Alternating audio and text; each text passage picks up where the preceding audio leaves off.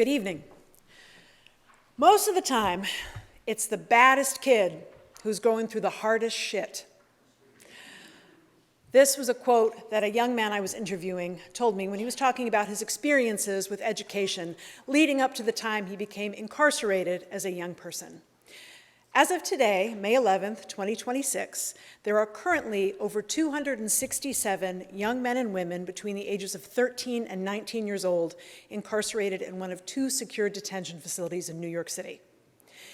In the last school year, 2024 to 2025, Passages Academy, which is an arm of the New York City Public Schools exclusively teaching these young people in carceral systems and in court involved, they served over 1,000 students. Of those 1,000 students, 60% were Black, and over half of them, total at 1,000, over half of them were diagnosed with disabilities. How did they get there? To answer this question is what brought me to CUNY in the first place.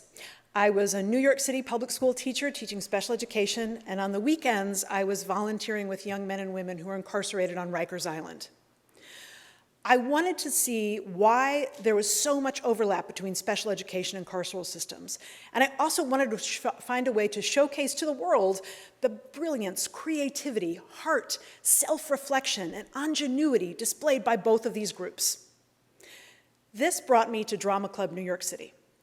Drama Club NYC is a nonprofit organization that provides theater training to incarcerated and court-involved and formerly incarcerated youth in New York City. I interviewed young men and women from Drama Club who had been incarcerated as teens to find out about their earliest experiences with education.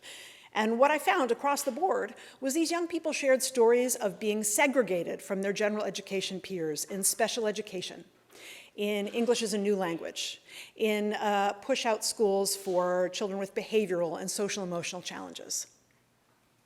I took this interview data to Drama Club, and the youth created a special show called How Did I Get Here?, which they performed in March 2025 for an audience of over 200 family members, community stakeholders, and even youth corrections officers.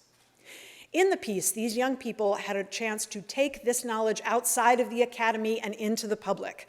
They were able to speak truth to power by providing powerful counter-narratives describing their systems of education, where the very people that they were supposed to foster and engender trust saw them, in their opinion, as being lazy, stupid, ignorant, disrespectful, delinquents. In a talk back after the performance, an educator in the audience asked the young people what they could do as teachers to change things for young people like them in their classroom.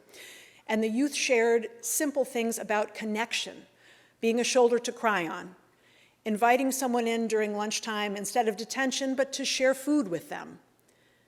And most importantly, showing these young people that they mattered. My dissertation research reaffirms the belief that change, while it can seem overwhelming, starts in our own communities. As one participant shared, I see now why so many people in special education go to jail. Because teachers don't believe in them. So they go out to find ways to believe in themselves. So what can we do? We can start here. Maybe that looks like taking a pause, taking a breath, maybe pulling out some food, and really stopping to take in what's going on with a young person when we take the time to truly ask them, how did you get here? Thank you.